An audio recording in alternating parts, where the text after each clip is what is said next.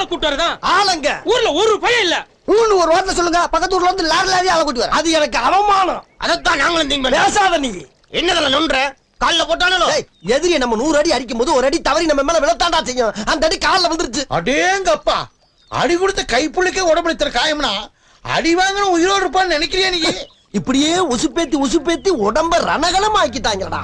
ஏண்டா இந்த ஊரு இன்னமுமா நம்மள நம்பிக்கிட்டு இருக்கு? அது அவனுக்கு வீதி. யாரு? காரு.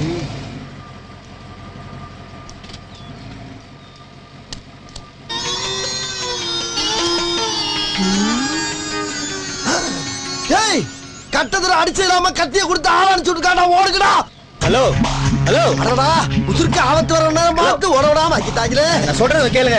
ஒண்ணு கேட்க வேணாம். அட போ, ஓடு. அட உங்ககிட்ட ஒரு விஷயம் கேட்கணுங்க. ஒரு விஷயம் நீ சொல்ல வேணாம், போ.